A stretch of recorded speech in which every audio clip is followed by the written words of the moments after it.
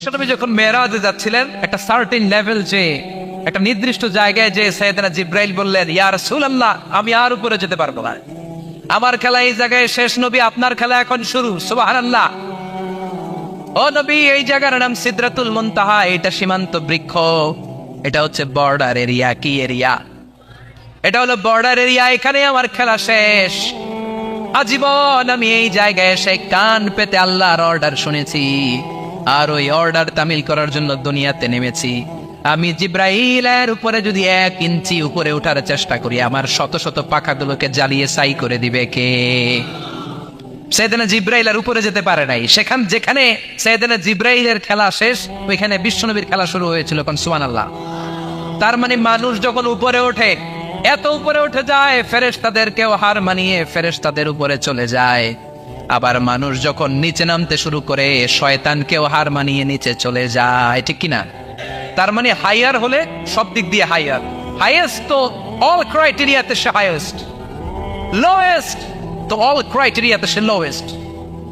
মানুষ ভালো হলে এর চেয়ে ভালো আর হয় না, মানুষ খারাপ হলে তার চাইতে খারাপ আর হয় না। এজন্য আল্লাহ বললেন, সুম্মা রাদাদনাহু আসফালা সাফিলিন। মানুষকে যেমনি আমি সুন্দর আকৃতি দিয়ে তৈরি করেছি, আবার ওই মানুষকে আমি আল্লাহ নিম্নগামী করেছি। যেটা উপরে ওঠে ওইটা আবার নিচেও নামা লাগে। ঠিক কিনা? কোন কোন তাফসীরে মুফাসসিরিনে ইকরাম বলেছেন, আসফালা সাফিলিন দিয়ে বার্ধক্যকে বোঝানো হয়েছে। যৌবনে মানুষের চেহারার সৌন্দর্য বেড়ে যায়। যৌবন যখন ঠিকরে পড়ে, একজন তাগড়া যুবক, তার চেহারার মধ্যে যে সৌন্দর্য, ওই ছেলেটাই যখন বুড়ো হয়ে যায়, তার চেহারার দিকে কেউ তাকাতে চায় না। রং ধরা যৌবন জং ধরে নাই, জং ধরে শেষ। ঠিক কিনা? আবার কোন কোন মুফাসসির বলেছে, না, এটা নৈতিক অধঃপতন। সুম্মা রাদাদনাহু আসফালা সাফিলিন। মানুষ যখন নিম্নগামী হয়, সবচেয়ে খারাপ হয়ে যায়। এই মানুষের মধ্যে যখন নেফাকি দেখা দেয়, মানুষ যখন মুনাফিক হয়ে যায়, সবচেয়ে খারাপ হয়ে যায়। মুনাফিকের চরিত্র যখন একজন মানুষের মধ্যে সে ধারণ করে, নিচে যেতে যেতে এত নিচে সে চলে যায়, শয়তান দেখে অবাক হয়ে যায়। শয়তান দেখে মনে মনে কয়, এইটাই যদি দুনিয়ায় আইবো, আমারে আল্লাহ বানাইছে কেন? কথা বুঝতে পারছেন? মানুষ এত নিচে যায়, শয়তান অবাক হয়ে বলে, এইটাই যদি দুনিয়াতে থাকবে, তো আমি তৈরি হইলাম কেন? আমি শয়তান হইলাম কেন?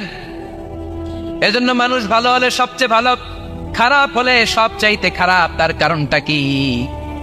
মানুষ যখন খারাপ হয়, পশুর চাইতেও খারাপ হয়ে যায়। জোরে বলেন ঠিক কিনা? আমরা বলি না, তুই পশুর চাইতেও অধম।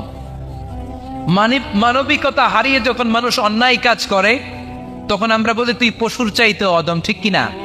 এজন্য বলা হয়, জনসংখ্যা বাড়ছে, মানুষ বাড়ছে না। বাড়ছে জনসংখ্যা, বাড়ছে কি মানুষ? বাড়ছে নাকি? মানুষ নাই। এই দুনিয়া এখন তো সেই দুনিয়া নাই, মানুষ নামের মানুষ আছে, দুনিয়া বোঝায়। সেই মানুষের ভিড়ে আমার আসল মানুষ নাই। এই দুনিয়া এখন তো সেই দুনিয়া নাই, মানুষ নামের মানুষ আছে, দুনিয়া বোঝায়। সেই মানুষের ভিড়ে আমার আসল মানুষ নাই। আসল মানুষের বড় অভাব। এজন্য বাড়ছে জনসংখ্যা, মানুষ বাড়ছে না। মানুষ যখন খারাপ হয়ে যায়, পশুকেও হার মানায়। আল্লাহ বলে, উলাইকা কাল আনআম বাল হুম আদাল উলাইকা হুমুল গাফিলুন। কারণ একটা সিংহ কখনো আর একটা সিংহকে মারে না। খেয়াল করে বুঝেন, সিংহ কোনোদিন সিংহ মারে নাকি? বাঘ বাঘ মারে নাকি? হাতি কোনোদিন হাতি মারে নাকি? কিন্তু মানুষ মানুষকে মারে। ঠিক কিনা?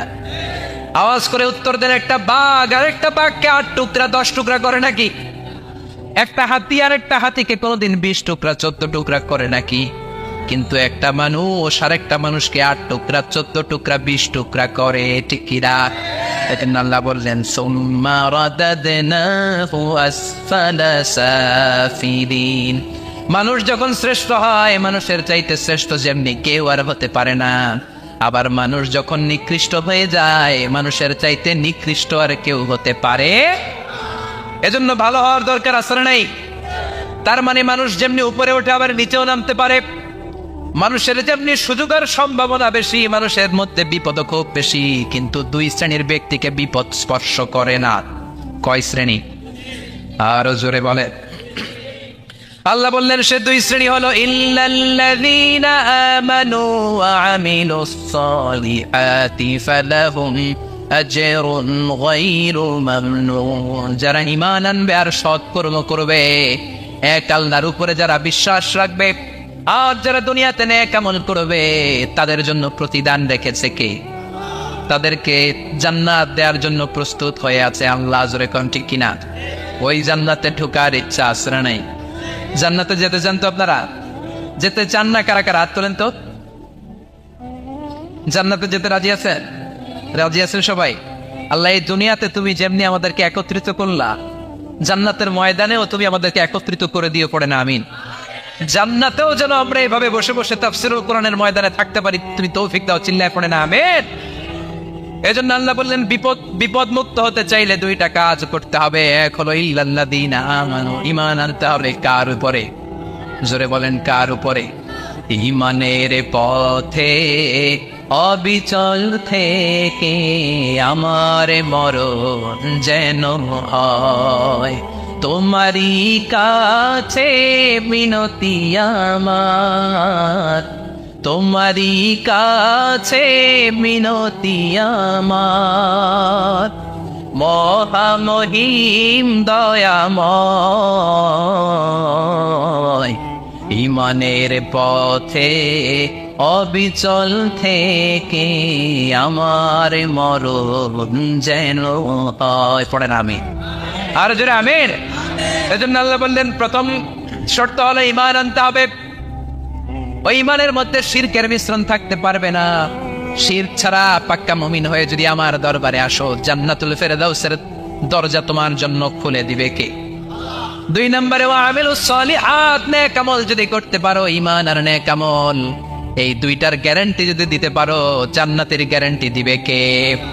এরপর আল্লাহ বললেন ফামা ইউকাযযিবুকা বা'দু বিদ্দীনি আলাইসাল্লাহু বিআহকামিল হাকিমিন। এত সুন্দর সুন্দর চারটা কসম দিয়ে ওয়াজ নসিহত করার পরে ও নবী, কারা আখিরাতকে অস্বীকার করে, কারা জান্নাত এবং জাহান্নামকে অস্বীকার করে, ও নবী আমি আল্লাহ কি শ্রেষ্ঠতম বিচারক নই? আলাইসাল্লাহু বিআহকামিল হাকিমিন। আল্লাহ এখানে আপনাদেরকে প্রশ্ন করেছে। কি করেছে? কথা বলে কি করেছে? He put a question to the audience. Allah put a question to the listener. শ্রোতাদের কাছে আল্লাহ একটা প্রশ্ন রেখে দিয়েছে। 8টা আয়াতের সূরা তো 3, যখন আপনি পড়ে শেষ করলেন আল্লাহ একটা প্রশ্ন দিয়ে শেষ করবেন। আল্লাহ বললেন আলাইসাল্লাহু বিআহকামিল হাকিমিন, আমি আল্লাহ কি শ্রেষ্ঠ বিচারক নই? আল্লাহ কি শ্রেষ্ঠ বিচারক নন? আমরা বললাম বালা, অবশ্যই আল্লাহ আপনি শ্রেষ্ঠ বিচারক। আবু দাউদের বর্ণনা, বিশ্বনবী বলেন কেউ যদি সূরা 3 পড়া শুরু করে, পড়তে পড়তে পড়তে পড়তে শেষ আয়াতে যখন চলে আসে, সে যখন পড়ে আলাইসাল্লাহু বিআহকামিল হাকিমিন, এর মানে হলো আমি আল্লাহ কি শ্রেষ্ঠ বিচারক নই? আমি আল্লাহ কি আহকামুল হাকিমিন নই?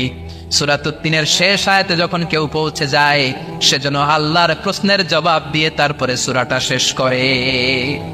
সেজন্য বলে বালা ওয়া আনা আলা যালিকা মিনাশ শাহিদিন, ও আল্লাহ আমি সাক্ষ্য দিলাম অবশ্যই আপনি আহকামুল হাকিমিন, আপনি শ্রেষ্ঠ বিচারক। কারণ আল্লাহর চাইতে শ্রেষ্ঠ বিচারক আর কেউ আছে নাকি? সব বিচারকের বড় বিচারক কে? সবচেয়ে বড় বিচারপতির নাম কি? দুনিয়ার বিচারপতিদের বিচার করবেন যেই বিচারপতি, ওই বিচারপতির নাম কি? আলাইসাল্লাহু বিআহকামিল হাকিমিন, আমি কি শ্রেষ্ঠ বিচারক নই? আল্লাহ প্রশ্ন। অফকোর্স ইউ আর দ্য জাজ অফ অল জাজেস, আল্লাহ হচ্ছে সব বিচারকের শ্রেষ্ঠ বিচারক। কারণ আল্লাহর বিচারে কোনো 2 নাম্বারই নাই, আছে নাকি? আল্লাহর বিচারে কোনো জুলুম নাই, আছে নাকি? আল্লাহর বিচারের ময়দানে ঘুষ দেওয়ার সিস্টেম নাই, আছে নাকি? আল্লাহর বিচারের দিন কোনো টেলিফোন কলে কোনো কাজ হয় না, আছে নাকি? এজন্য আল্লাহ বললেন ওয়ামা আনা বিযাল্লামিন লিল আবিদ, আমার বিচারটা এত স্বচ্ছ বিচার, এত চমৎকার বিচার, এই বিচারে কেউ জুলুমের শিকার হবে না। ফামাই ইয়ামাল মিসকালা যাররাতিন খায়রান ইয়ারা ওয়া মান ইয়ামাল মিসকালা যাররাতিন শাররান ইয়ারা। আমার বিচারটা এমন বিচার, যাররা পরিমাণ ভালো করেছো ওইটাই পাবা, যাররা পরিমাণ খারাপ করেছো সেটাও বাবা। যে যতটুকু করেছো পরিণাম তার ততটুকু, এটাই হলো আল্লাহর বিচার, ঠিক কিনা? বিশ্বনবী মক্কা থেকে মদিনাতে হিজরত করার পরে মদিনায় যে 16 মাস কিংবা 17 মাস ওই মসজিদুল আকসার দিকে হয়ে নামাজ পড়েছেন, সুবহানাল্লাহ। 17 মাস পরে আবার মসজিদুল আকসা থেকে কাবার দিকে বিশ্বনবীর কিবলা পরিবর্তন করে দিল কে? পৃথিবীতে 3টা মসজিদ সবচাইতে সেরা, মনে রাখবেন। ইসলামিক জেনারেল নলেজ, এটা ইসলামিক সাধারণ জ্ঞান। পৃথিবীতে 3টা মসজিদ সবচাইতে সেরা। কয়টা? 1 নম্বর হচ্ছে মসজিদুল আকসা। মসজিদের নাম কি? সুবহানাল্লাযী আসরা বিআবদিহি লাইলাম মিনাল মাসজিদিল হারামি ইলাল মাসজিদিল আকসা। প্রশংসা ওই আল্লাহর যিনি তার নবীকে, যিনি তার বান্দাকে মেরাজের রাতে মসজিদুল হারাম থেকে মসজিদুল আকসায় ভ্রমণ করিয়েছেন। মেরাজের রাত্রিতে বিশ্বনবী ওই মসজিদে ভ্রমণ করেছিলেন এবং বিশ্বনবী বলেছেন, খবরদার, স্পেশাল সওয়াবের নিয়তে, বিশেষ সওয়াব পাওয়া যাবে এই নিয়তে পৃথিবীর 3টা মসজিদ ছাড়া আর কোন মসজিদে সফর করা জায়েজ। তার প্রথম হলো মসজিদুল আকসা। এই মসজিদুল আকসার ভেতরে 1 রাকাত নামাজ পড়লে 500 রাকাতের সওয়াব দেয় কে? 2 নম্বর মসজিদে নববী, বিশ্বনবীর কবর যেই মসজিদের মধ্যে রয়েছে, ওই মসজিদে 1 রাকাত নামাজ পড়লে 1000 রাকাত নামাজের সওয়াব দেয় কে? 3 নম্বর মসজিদুল হারাম, যেই মসজিদুল হারামের মাঝখানে আল্লাহর ঘর রয়েছে, ওই ঘরে 1 রাকাত নামাজ পড়লে 1 লক্ষ রাকাতের সওয়াব আমলনামায় দিবে কে? আর যদি জামাতে পড়েন আরো 27 দিন বেশি, তার মানে 1 রাকাতে 27 লক্ষ রাকাতের সওয়াব। সুবহানাল্লাহ কইবেন না? যাইতে মনে চায় সৌদি আরব, যাইতে মনে চায় মক্কা, যেতে মনে চায় মদিনাতে, বিশ্বনবী শুয়ে আছেন সেখানে। দেখা দাও রাসূলুল্লাহ, ধন্য করো দিদারে, আমি কেঁদে কেঁদে হই গো সারা, ধন্য করো দিদারে। 2 সাথীকে পাশে নিয়ে হায় ঘুমিয়ে আছো নিঝুম নিরালায়, আমি সইতে পারি না বিরহ জ্বালা, ধন্য করো দিদারে, ডেকে লও হাবিবাল্লাহ, ধন্য করো দিদারে। পড়েন আমিন। অসাধারণ কথামালা এই গানের, কিন্তু সামান্য একটু সমস্যা আছে, বিশ্বনবীর কাছে দিদার চাওয়া যায় না, দিদার চাইতে হবে কার কাছে? দেখা দাও মাবুদ আল্লাহ, ধন্য করো দিদারে, আমি কেঁদে কেঁদে হই গো সারা, ধন্য করো দিদারে। পড়েন আমিন। এজন্য বিশ্বনবীর দিদার আল্লাহর পক্ষ থেকে অনেক বড় নেয়ামত, কিন্তু দিদার বিশ্বনবী দিতে পারে না। দিতে পারে কে? বিশ্বনবী স্বপ্ন যুগে কাকে এসে ওনার নুরানি চেহারাটা দেখাবেন, এটা বিশ্বনবীর সিদ্ধান্তে নয়, একজনের সিদ্ধান্তে। তিনি কে? এজন্য বলতে হবে ডেকে লও মাবুদ আল্লাহ। চিল্লায় কোন ঠিক কিনা? এজন্য বিশ্বনবীর এই মসজিদে নামাজ পড়লে 1 রাকাতে 1000 রাকাতের সওয়াব, মসজিদুল আকসাতে পড়লে 1 রাকাতে 500 রাকাতের সওয়াব, আবার মসজিদুল হারামে 1 রাকাত নামাজ পড়লে 1 লক্ষ রাকাতের সওয়াব দিবে কে? তার মানে তিনের জৈতুন বলে আল্লাহ ফিলিস্তিনের কসম কেটেছেন, আর এই ফিলিস্তিনের মধ্যে মসজিদুল আকসা রয়েছে, যেটা বিশ্বনবীর মেরাজের স্টেশন। বিশ্বনবী মেরাজ করতে যে ওইখানে ব্রেক নিয়েছে, ওইখানে বিশ্বনবী ট্রানজিট নিয়েছে। ট্রানজিট ছিলেন তো? আপনি সৌদিতে যদি উমরা করতে যান, সৌদি এয়ারলাইন্সে গেলে ডিরেক্ট ফ্লাইট, কিন্তু কাতার এয়ারওয়েজে গেলে, এমিরেটসে গেলে আপনাকে কাতারে ট্রানজিটে যেতে হবে, এমিরেটসে ট্রানজিটে যেতে হবে। বিশ্বনবীর মেরাজটাও হয়েছে এইভাবে। সরাসরি রব্বুল আলামিন বিশ্বনবীকে আল্লাহর আরশের টান দিয়ে একেবারে নিয়ে যায় নাই। বিশ্বনবীকে মক্কাতুল মুকাররমা থেকে প্রথমে বিশ্বনবীকে ইয়াসরিবে নেওয়া হয়েছে। বিশ্বনবী ওনার চাচাতো বোন উম্মে হানির ঘরে শোয়া ছিলেন। সাইয়েদনা জিব্রাইল ঘরের চালটা ফাঁকা করে বিশ্বনবীকে তুলে নিয়ে হাতিমে কাবার মধ্যে বসালেন। বিশ্বনবীর গলার নিচ থেকে শুরু করে নাভি পর্যন্ত এক টান দিয়ে ছিঁড়ে ফেললেন। বিশ্বনবীর কলিজাটাকে বের করলেন, জামজামের পানি দিয়ে বিশ্বনবীর কলিজাটাকে ধৌত করলেন। আবার কলিজা ঢুকিয়ে দিয়ে সেলাই করে দিলেন। বিশ্বনবীর পুরো জীবনীতে শুধুমাত্র কেবলমাত্র কয়েকজন সাহাবা বিশ্বনবীকে উদম গায়ে দেখেছে, মানে খালি গায়ে দেখেছে। যে সমস্ত সাহাবারা বিশ্বনবীকে খালি গায়ে দেখার সুযোগ পেয়েছে তারা বলেছে, আমরা বিশ্বনবীর গলা থেকে নাভি পর্যন্ত এই জায়গায় সেলাইয়ের দাগ দেখতে পেয়েছি। সাইয়েদনা জিব্রাইল গলা থেকে নাভি পর্যন্ত কেটে কলবটা বের করে জামজামের পানি দিয়ে ধুয়ে আবার সেট করে দিলেন। এরপর সেলাই করে দিলেন। এটাকে বলে শাক্তে সাদার, সিনা চাক। কি বলে? ডাক্তারি ভাষায় বলে ওপেন হার্ট সার্জারি। নাম শোনেন নাই? বিশ্বনবীর পুরো জিন্দেগিতে 2 বার এরকম ওপেন হার্ট সার্জারি হয়েছে। আল্লাহু আকবার। মেরাজের রাতে হাতিমে কাবা থেকে ওপেন হার্ট সার্জারি করে বিশ্বনবীকে সাইয়েদনা জিব্রাইল উড়িয়ে নিয়ে গেলেন একটা মরুর প্রান্তরে, ঘুটঘুটে অন্ধকার। সাইয়েদনা জিব্রাইল বললেন, ও নবী এই জায়গায় দোয়া করেন। বিশ্বনবী দোয়া করলেন। দোয়ার পরে জিব্রাইলকে বললেন, ও জিব্রাইল কোন জায়গায় রেখে দোয়া করতে বললা? জায়গাটা তো চিনলাম না।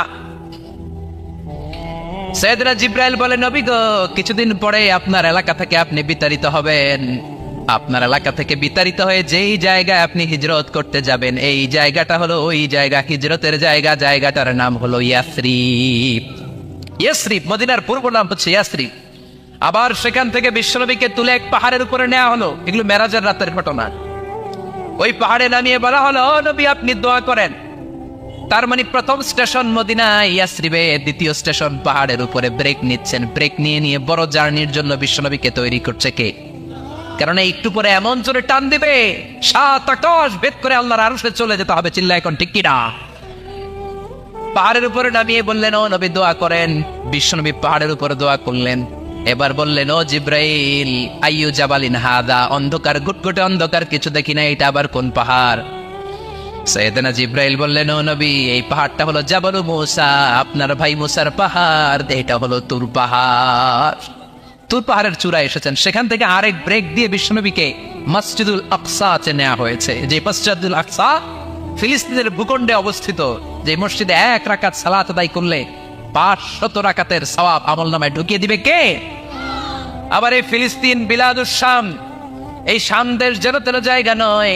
2টা বর্ণনায় পাওয়া যায় কিয়ামতের ময়দানটা হবে আরাফাতের ময়দানে। আবার আরেকটা বর্ণনায় পাওয়া যায় কিয়ামতের ময়দানটা হবে সিরিয়া, ফিলিস্তিন, এই শামের ভূখণ্ডের ময়দানে। পড়েন সুবহানাল্লাহ। সাইয়েদনা ঈসা আলাইহিস সালাম দাজ্জালকে হত্যা করার জন্য বাংলাদেশে নামবে না।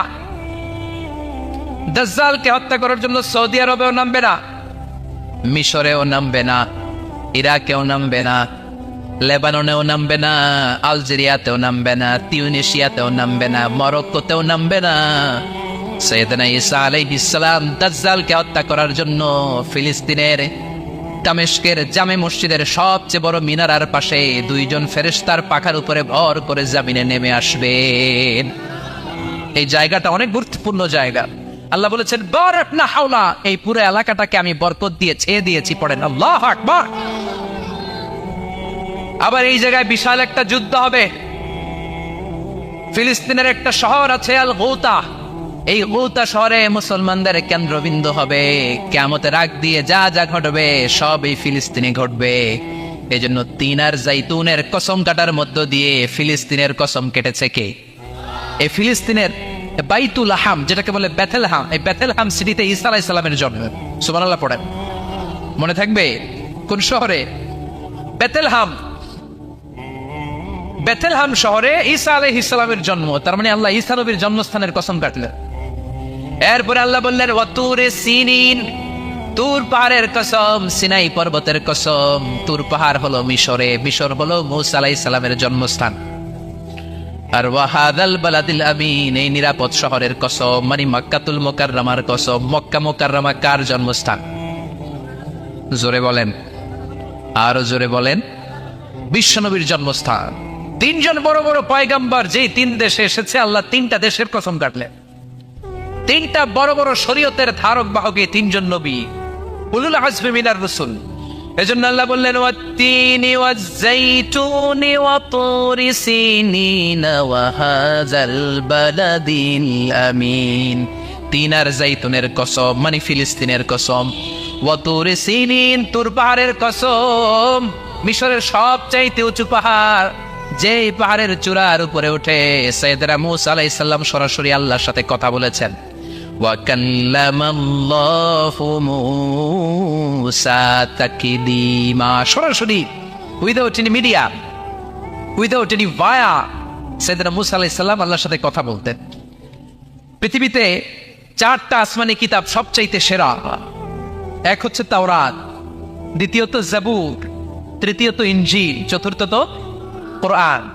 তাওরাত আল্লাহ নাজিল করেছেন সাইয়েদনা মূসা আলাইহিস সালামের উপর, জাবুর নাজিল করেছেন দাউদ আলাইহিস সালামের উপর, ইনজিল নাজিল করেছেন ঈসা আলাইহিস সালামের উপর, আর বিশ্বনবীর উপর নাজিল করেছেন কোরআন। ঠিক কিনা?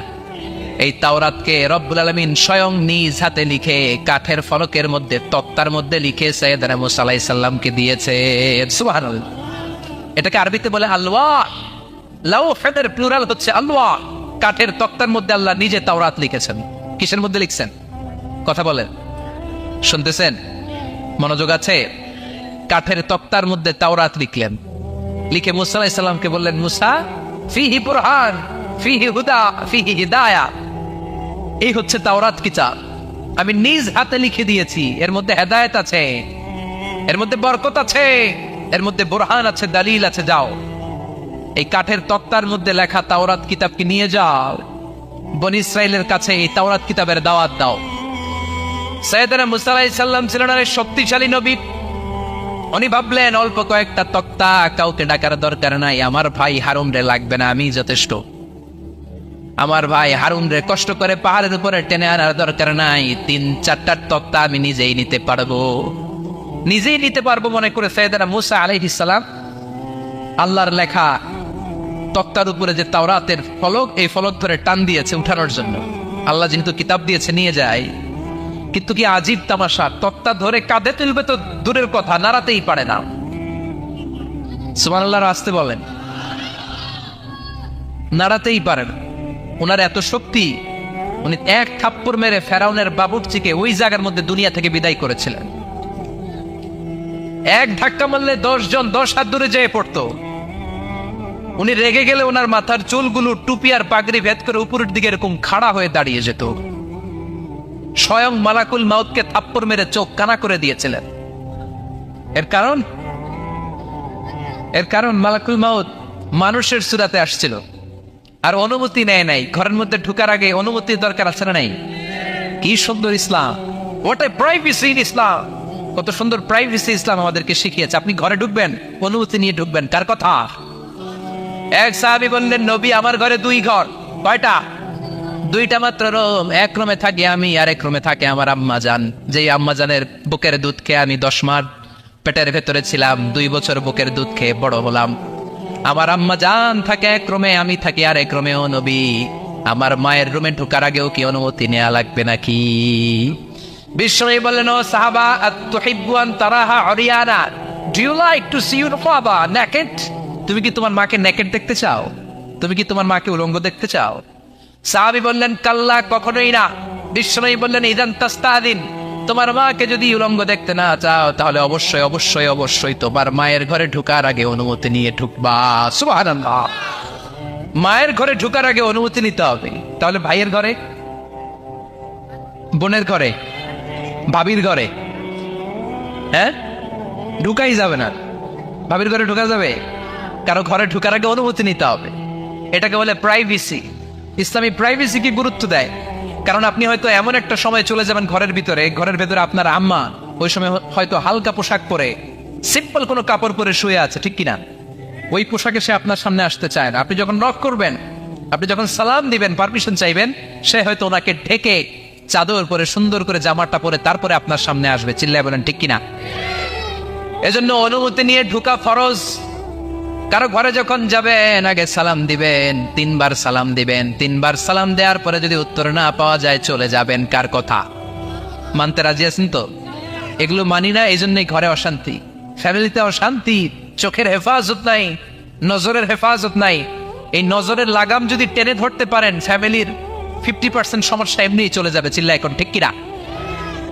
সাইয়েদনা মূসা আলাইহিস সালামের কাছে মালাকুল মাউত, মৃত্যুর ফেরেশতা, মানুষের সুরাতে এসেছিল, অনুমতি নেয় নাই, হুট করে ঘরে ঢুকছে, ঢুইকা কয় আনা মালাকুল মাউত, আমি মৃত্যুর ফেরেশতা, জিইতু আন আকবাদা রূহাক, আপনার রূহ কবজ করতে আসছি।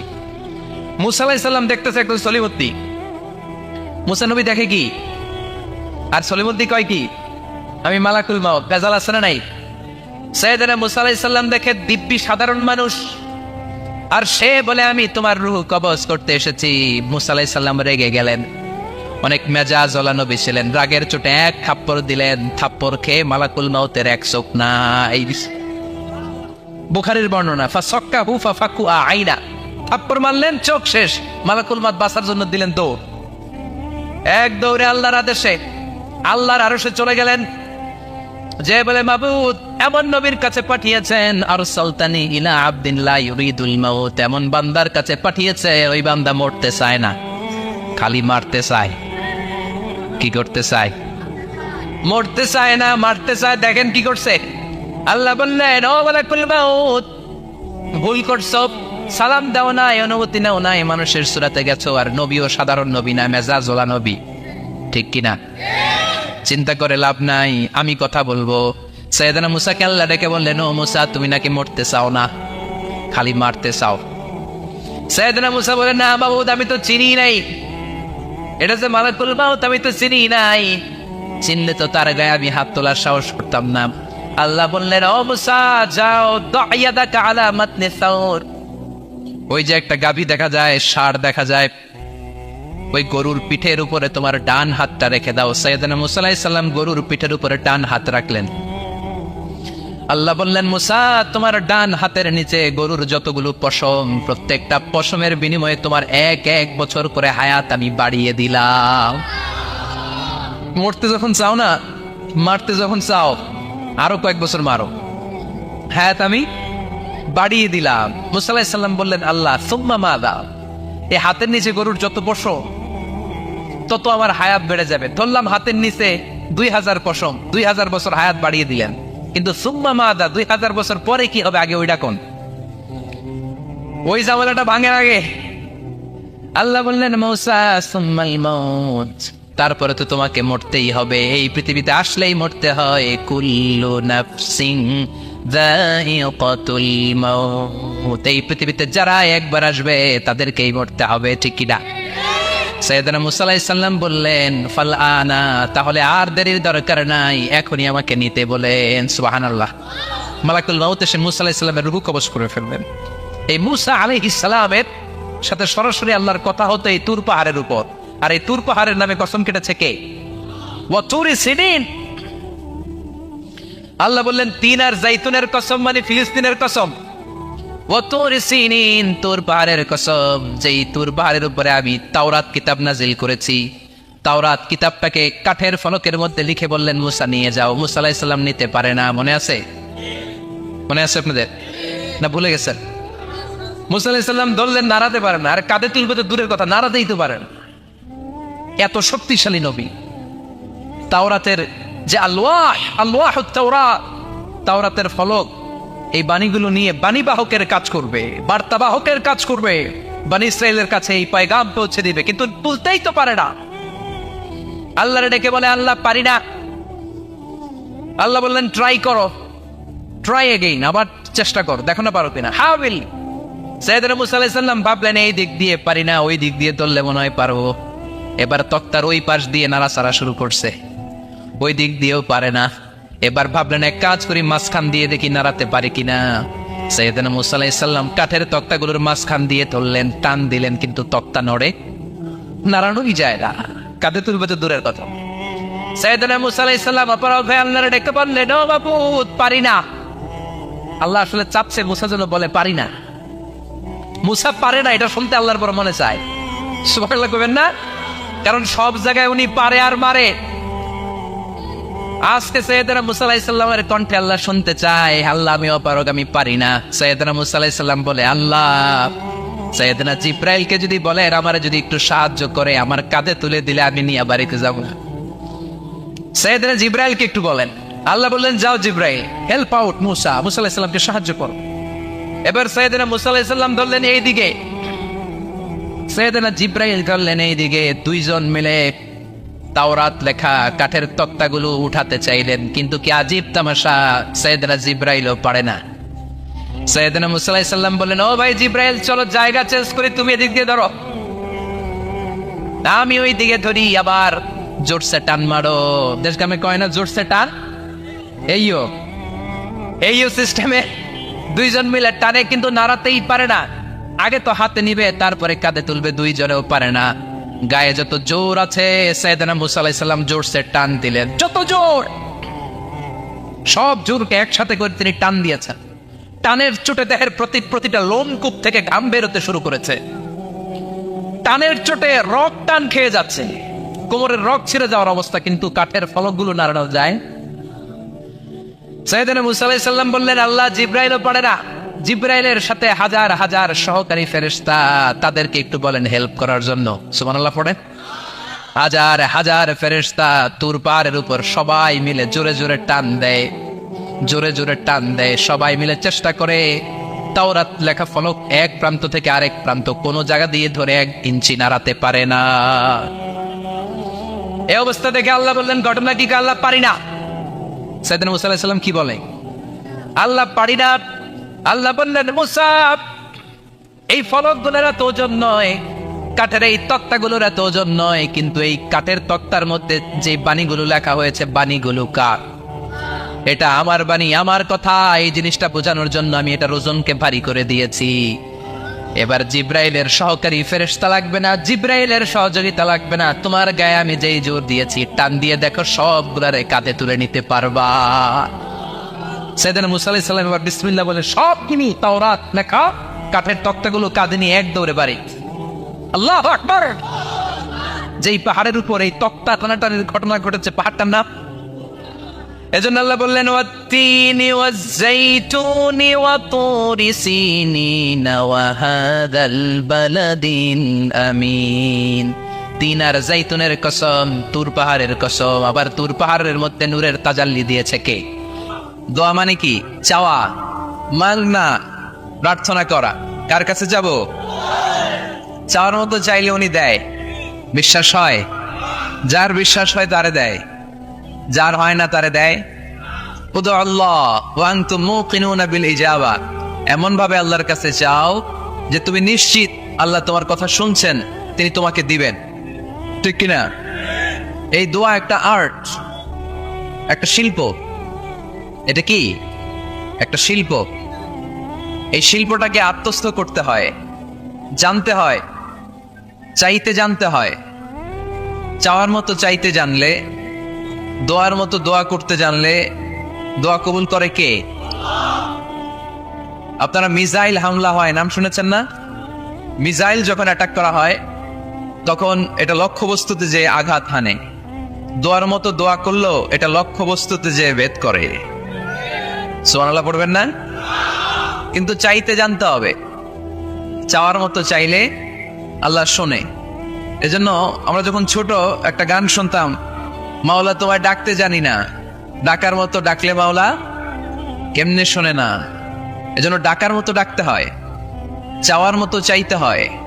চাওয়ার মতো চাইলে তিনি শোনেন, তিনি আমাদের ফরিয়াদের সাড়া দেন, দেওয়ার জন্য তিনি প্রস্তুত 24/7, দিনের 24 ঘন্টা, সপ্তাহের 7 দিন, মাসের 30 দিন তিনি বসে আছেন। শেষ রাতে প্রথম আকাশে বিশেষভাবে মনোনিবেশ করেন আর বলেন, আলা মিন মুস্তাগফিরিন আগফির আলা। কার ক্ষমা দরকার? ক্ষমা চাও, ক্ষমা করে দেব। আমাদের তো ক্ষমা টমার দরকার নাই। আমরা সবাই নিষ্পাপ নাকি গুনাহগার নাকি পাপী? শুধু পাপী না পাপীর ঘরের পাপী? কেউ না জানুক, আমার পাপের খবর রাখে একজন, তিনি কে? পৃথিবী জানে না, জানে কে? দরজা বন্ধ করে লাইট অফ করে একা একা পাপ করছি। পুলিশ দেখে নাই, র্যাব দেখে নাই, বন্ধু বান্ধব দেখে নাই, পরিবারের কেউ দেখে নাই, দেখলো কে? সবার চোখ ফাঁকি দেয়া গেলেও ফাঁকি দেয়া যায় না একজনের চোখ। চোখটা কার? তার চোখকে কখনো ফাঁকি দেয়া যায় না। এজন্য আমরা সবাই পাপী, শুধু পাপী না, পাপীর ঘরের পাপী। 14 গোষ্ঠী আমাদের পাপী, তাই না? তো এই জন্য আমাদের ক্ষমা চাওয়া উচিত খুব বেশি বেশি আল্লাহ তাআলার কাছে। আমরা সবাই পাপী, শেষ সাথে আল্লাহ ডাকে, কার পাপ আছে বলো, ক্ষমা চাও, ক্ষমা করে দেব। কে অন্যায় করেছে বলো, ক্ষমা চাও, ক্ষমা করে দেব। চোখের পানি ছেড়ে যদি ক্ষমা চাই, মাফ করে দেয় কে? চোখের পানির এত মর্যাদা, আল্লাহ এটারে বড্ড পছন্দ করে। 2 ফোঁটা পানি আল্লাহর কাছে সবচেয়ে প্রিয়। কয় ফোঁটা? আজকে এই মেসেজটা নিয়ে যেতে হবে ঘরে। 2 ফোঁটা পানি রবের দরবারে খুব প্রিয়। আওয়াজ করে বলতে হবে, কয় ফোঁটা? এক হলো জেহাদের ময়দানে শহীদের গা থেকে বেয়ে পড়া রক্তের ফোঁটা। আমরা শহীদ হতে চাই কি চাই না? শাহাদাতের তামান্না যদি কারো অন্তরে না থাকে, এটা কি মুমিন না মুনাফিক? আর শাহাদাতের তামান্না নিয়ে কেউ যদি বিছানায় পড়েও মারা যায় শহীদদের কাতারে, তারে উঠাই দিবে কে? প্রথম হচ্ছে জেহাদের ময়দানে শহীদের গা থেকে দাঁড় করে ঝরে পড়া রক্তের ফোঁটা, একটা গেল। 2 নাম্বার হচ্ছে অনুতপ্ত বান্দার চোখের পানির ফোঁটা। বান্দা যখন অনুতপ্ত হয়, তার ভুল বুঝতে পারে, অন্যায়কে উপলব্ধি করতে পারে, তখন সে জানামাজ বিছিয়ে রবের দরবারে হাজিরা দেয়, সিজদায় লুটিয়ে পড়ে কান্না শুরু করে দেয়। এই চোখের পানির এত পাওয়ার, এই চোখের পানি অনুতপ্ত বান্দার চোখ বেয়ে নাকের ডগা বেয়ে মাটিতে পড়ার আগেই আল্লাহ বান্দার জীবনের সব গুনাহ মাফ করে দেয়। এজন্য চোখের পানি বেশি বেশি ফেলার দরকার আছে না নাই? আমাদের হৃদয়টা অনেকের বড় শক্ত, চোখ দিয়ে পানি নামে না। সেই কবে যে সর্বশেষ কান্না করেছিলাম মনেই নাই, এরকম অনেকে আছে না নাই? সেই কবে যে কাঁদছিলাম মনে নাই, হুজুর কান্নাই তো আসে না। বড্ড পাষাণ হৃদয় আমাদের। এজন্য আল্লাহর কাছে চাইতে জানতে হয়। চাওয়াটা একটা শিল্প, দোয়া করাটা একটা শিল্প। এটাকে শিখতে হয়, এটাকে আয়ত্তে আনতে হয়, এটাকে বশে আনতে হয়, এটার সাথে আবেগ, ভালোবাসার উচ্ছ্বাস যুক্ত করতে হয়, চোখের পানির ছোঁয়া লাগাতে হয়, তাহলে এটা আরশের মধ্যে যে নক করে। আর হুজুর দোয়া করতেছে অন্যদিকে তাকায় আছে, এরকম আসরা নাই, তো এই দোয়ায় কোনো লাভ হবে না। সিনসিয়ার দোয়া ইজ লাইক এ মিসাইল, আর দোয়া ও সিলাহুল মুমিন। দোয়া হচ্ছে মুমিনের অস্ত্র, ট্যাঙ্ক, মিসাইল। এগুলো আমাদের অস্ত্র না, আমাদের আসল অস্ত্র আমাদের দোয়া। বুঝে নাই বোধহয়? আসল অস্ত্র কি? এজন্য we have to always keep in touch with our Lord. সব সময় আল্লাহর সাথে keep in touch, আল্লাহর সাথে টাচে থাকতে হবে, ঠিক কি না? লুজ টাচ হলেও হবে না, keep in touch always। বিপদে পড়লেই একজনের কাছে ফরিয়াদ করব, তিনি কে? তিনি দেওয়ার জন্য বসে আছেন, চাইলেই তিনি দেন। এটা আমাদের অস্ত্র। যেখানে সবকিছুর কারিশমা শেষ, সেখানে দোয়ার কারিশমা শুরু। আমরা অনেক সময় শুনি ক্যান্সারে আক্রান্ত। ক্যান্সার নামে একটা রোগ আছে না? ডাক্তাররা বলে ক্যান্সার যার নাই অ্যান্সার। ডাক্তার ঘোষণা দিছে এই রোগী তো বাঁচবে না, সর্বোচ্চ বাঁচলে 6 মাস। কয় মাস? এরপরেও দেখা গেল লোকটা 10 বছর বেঁচে ছিল। এরকম আছে না নাই? সব ডাক্তার ফেল, ঘোষণা দিয়েছে 6 মাস বাঁচবে, কিন্তু বেঁচে রইল 10 বছর। এই যে 10 বছর বেঁচে রইল, কিসের কারিশমা? আল্লাহর কারিশমা, দোয়া, দোয়ার বদৌলত। এই জন্য বেশি বেশি দোয়া করতে রাজি আছেন তো? বেশি বেশি দোয়া করতে হবে, দোয়া করলেই লাভ। জীবনের যত দোয়া আপনি করেছেন, আপনার দোয়া কবুল করছে কে? তবে সাথে সাথে সবসময় করে না। 3টা পদ্ধতিতে আল্লাহ দোয়া কবুল করেন। কয়টা পদ্ধতিতে? আল্লাহর কাছে চাইলে আল্লাহ বলে ওকে ফাইন, দিব দিব, কবুল দিব, অ্যাকসেপ্টেড, ইয়েস। দিব না, রিজেক্টেড, নো।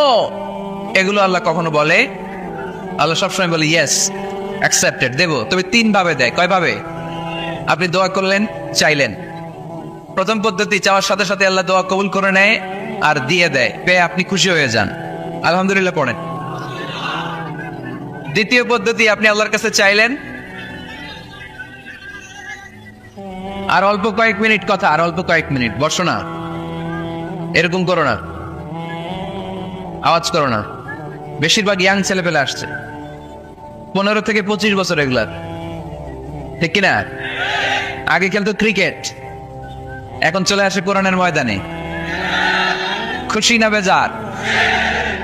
তা আমি এই জন্য আমি সম্বোধন করি তুমি বলে। আমি এদেরকে কি বলি? আমি বলি যে এই বসো বসো। তো একজন আমার আবার চিঠি লেখছে, হুজুর আপনি যে বসো বসো বলেন, অনেক মুরব্বীও তো আছে। আমি বলি ভাই আমার মাহফিলে মুরব্বীরা কম, ইয়াংরা বেশি, ঠিক কিনা? আর যখন মুরব্বী বাজানদেরকে উদ্দেশ্য করে বলি তখন বলি বসেন, কিন্তু আমি যখন বলি বসেন ছেলেরা আবার বলে বসেন বসেন। বেজাল আছে না নাই? তো এই জন্য বসো বললেও ঝামেলা, বসেন বললেও। হুজুর বিয়ে করলেও দোষ, হুজুর বিয়ে করে না এটাও দোষ, হুজুর দেখতে সুন্দর এটাও দোষ, হুজুর দেখতে বেশি স্মার্ট না এটাও দোষ, হুজুর খায় কম খাইতে পারে না দোষ, হুজুর খায় বেশি এটাও। অনেকে বলে হুজুর আপনি বেশি ইংরেজি বলেন, এটা আপনার দোষ। আবার আমেরিকায় যারা থাকে তারা বলে হুজুর আরেকটু যদি ইংরেজি বাড়ায় বলতেন আমাদের ছেলেমেয়েরা বেশি বুঝতে পারতো, আপনি যে কম বলেন এটা আপনার দোষ। ভেজাল আছে না নাই? সব ভেজাল থেকে আল্লাহ তুমি এই জাতিকে নির্ভেজাল করে দাও। আর অল্প কয়েক মিনিট ডিস্টার্ব করো না। তো আল্লাহ 3 ভাবে আমাদের দোয়া কবুল করে। পদ্ধতি নাম্বার 1, চাওয়া মাত্রই দিয়ে দেয়, বলে হ্যাঁ দিব তো দিয়ে দেয়, আমরা খুশি। পদ্ধতি নাম্বার 2, আমরা যাই আল্লাহ এটা দাও, আল্লাহ তখনও বলে ইয়েস দেব, কারণ না বলে ফিরিয়ে দিতে আল্লাহ জানেন দেব, তবে সাথে সাথে দেন না, লেটার অন, দেরি করে। কখন দিলে আমার জন্য ভালো, এটা আমার চেয়েও ভালো জানে কে? দেরি করে দেয়। পদ্ধতি নাম্বার 3, আমি চাইলাম আল্লাহ এটা দাও, আল্লাহ বলে ইয়েস দেব, সাথে সাথে দেয় না, দেরি করেও দেয় না। এটা কিয়ামতের ময়দানের জন্য তিনি রেখে দেয়, যাতে ওই দিন বিপদের কালে এই দোয়ার বদৌলতে তিনি আমাদেরকে বাঁচিয়ে দিতে পারে। তাহলে যে এত এত দোয়া করি লাভ আছে না নাই? হয় সাথে সাথেই কবুল, নয় কিছু সময় দেরি করে কবুল, তা না হলে আখেরাতের অ্যাকাউন্টে আমাদের জন্য ব্যালেন্সে রেখে দিয়েছে কে? এজন্য আজকের এই মাহফিল তখনই সার্থক হবে যখন আমরা এই সিদ্ধান্ত নিতে পারবো যে আমরা চাইবো একজনের কাছে, তিনি কে? এবং চাইবো চাওয়ার মতো, যেহেতু এটা একটা শিল্প, আর্ট, এটাকে আত্মস্থ করতে হয়। চাওয়ার মতো চাইলে এটা কখনো মিস হয় না। এজন্য আমরা মন প্রাণ উজাড় করে আল্লাহ তাআলার কাছে চাইবো, শুধু নিজের জন্যই চাইবো, আশেপাশে আর কারোর জন্য চাইবো না। কেন? ওনার জন্য চাবো কেন? আমার দাম হিসাবে ওনারটা উনি চাবে, কথা কন। অনেকে বলে হুজুর আমি আরেকজনের জন্য দোয়া করে কি লাভ, ওনারটা উনি করবে আমারটা আমি করি। এরকম একটা লজিক বা যুক্তি আছে না নাই? এটা ভুয়া যুক্তি, এটার কোনো গ্রাউন্ড নাই। কারণ আমার জন্য দোয়া করলে যেমনি লাভ, আরেকজনের জন্য করলেও লাভ। হাদিসে এসেছে কোন মুসলিম যদি ইয়াদউ লিআখিহিল মুসলিম বিযাহরিল গায়ব, তার কোনো ভাইয়ের জন্য যদি কেউ দোয়া করে, ওই দোয়াটা আগে আল্লাহ তার জন্য কবুল করে নেয়। কারণ সে দোয়া যাই করে পাশ থেকে ফেরেশতারা বলে ওয়ালাকা বিমিসলিন, ওয়ালাকা বিমিসলিন, তোমার জন্য এটা কবুল করুক। যেমন আপনি দোয়া করলেন আল্লাহ আমার এই ভাইটা অসুস্থ, আল্লাহ আমি দোয়া করছি আল্লাহ আপনি তারে সুস্থ করে দেন। ফেরেশতারা বলে আল্লাহ ওয়ালাকা বিমিসলিন, যিনি দোয়া করছে তার যদি কোনো রোগ বালাই থাকে আগে তারে সুস্থ করে দেন। আমি দোয়া করলাম আল্লাহ আমার এই ভাইটা হজে যেতে পারে না, আল্লাহ তুমি তারে হজে যাওয়ার তৌফিক দান করো। ফেরেশতারা বলে ওয়ালাকা বিমিসলিন, মানে আল্লাহ যিনি দোয়া করতেছে আগে তার হজের ফ্লাইটটা কবুল করো। লাভ আছে না নাই? এজন্য নিজের জন্য দোয়া করলেও লাভ, পরের জন্য দোয়া করলেও লাভ। কোন সময়ে কি দোয়া করবেন কোরআনে আছে না নাই? আল্লাহর নবীরা এগুলো আমাদেরকে সব শিখিয়ে গিয়েছে। সাইয়েদনা আদম আলাইহিস সালাম ভুল করে গন্ধম খেয়ে ফেললেন, আল্লাহর কাছে কাঁদতে শুরু করলেন, শত শত বছর চোখের পানি ছেড়ে উনি কাঁদলেন। আর একটা দোয়া আমাদের জন্য রেখে গেলেন যে আমরাও আদম জাত, বানি আদম, আমরাও যদি ভুল করি আমরাও যেন এই দোয়াটা পড়ে কেঁদে কেঁদে আল্লাহর কাছে ক্ষমা চাইতে পারি, ঠিক কিনা? সাইয়েদনা আদম আলাইহিস সালাম ভুল করে ফেললেন, আল্লাহর কাছে চোখের পানি ছাড়লেন, অনুতপ্ত হলেন আর দোয়া করলেন রব্বানা যালামনা আনফুসানা ওয়া ইল্লাম তাগফির লানা ওয়া তারহামনা লানাকুনান্না মিনাল খাসিরিন। আল্লাহ ভুল করেছি, অপরাধ করেছি, অন্যায় করেছি, তুমি যদি মাফ না করো কেউ মাফ করার নাই, ঠিক কিনা? এভাবে ভুল হয়ে গেলে ক্ষমার রাস্তা খোলা। অনেকে রাস্তা বন্ধ করে দেয়, ভয় দেখায়, হায় হায় তুই তো কাফের, তুই তো জাহান্নামী, এরকম আছে না নাই? বনি ইসরায়েলের যুগে এক আল্লাহর ওলি, তার পাশে থাকতো এক বেনামাজি। ঘর থেকে বেরোইলেই বেনামাজিরে দেখলে বলতো এই জাহান্নামী। বিকেল বেলায় ঘরে আসার সময় কিরে জাহান্নামী, আবার দেখা হইলে এই তুই তো জাহান্নামী, খালি ডাক দিতে জাহান্নামী বলে। কিয়ামতের দিন আল্লাহর ওলিরে আল্লাহ ডাকবে, আল্লাহ ডেকে বলবে এই তুমি যারা জাহান্নামী বলে ডাক দিছো, কে জাহান্নামে যাবে আর কে জান্নাতে যাবে এই ডিলারশিপ কি আমি দুনিয়ায় তোমারে দিছিলাম? তো তুমি ওরা জাহান্নামী কেন বললা? ও নামাজ পড়ে নাই, ও আমারে ডাকতে পারে নাই, কিন্তু তোর মতো বেয়াদবি করে নাই। চিল্লায় বলেন ঠিক কিনা? আজকে ওরে আমি জান্নাতে দেব, তোরে জাহান্নামে দেব। খবরদার, কাউরে জাহান্নামী বলার আগে 1000 বার ভেবে নেবেন। কে জান্নাতে কে জাহান্নামে কেউ জানে না, একজন ছাড়া, তিনি কে? সবাই যদি জান্নাতে যায়, জান্নাতে তো ঠেলাঠেলি হবে আজকের মতো।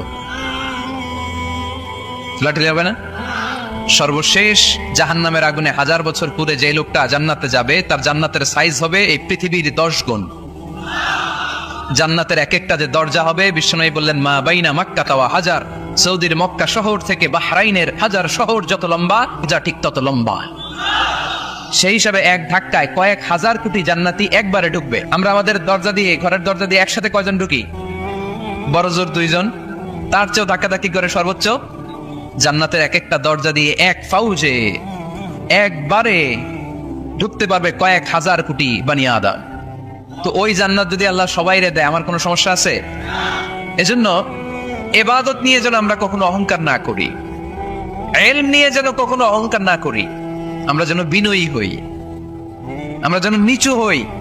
কেউ নিচু হতে চাইলে আল্লাহ তারা টেনে ওঠায়, আর কেউ উপরে উঠতে চাইলে আল্লাহ থাপ্পড় মেরে জামিনে গেড়ে দেয়। চিল্লায় বলেন ঠিক কিনা? সাইয়েদনা আদম আলাইহিস সালাম ভুল করলেন, ক্ষমা চাইলেন, ক্ষমা করে দিল কে? এজন্য আমাদেরও যদি ভুল হয়ে যায়, আমরা আল্লাহর কাছে মাফ চাইবো। মাফের দরজা খোলা আছে না নাই?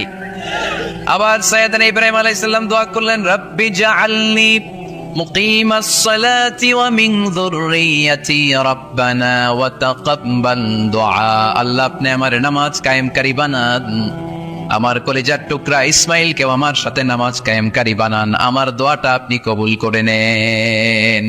এরপরে কোনো বিপদে যদি পড়ে যাই, কোন আপদ মুসিবতে যদি পড়ে যাই, কি দোয়া করতে হবে? সাইয়েদনা ইউনূস আলাইহিস সালামের ওই দোয়াটাও আল্লাহর কোরআনে আছে না নাই? লা ইলাহা ইল্লা আনতা সুবহানাকা ইন্নী কুনতু মিনাজ জালিমিন।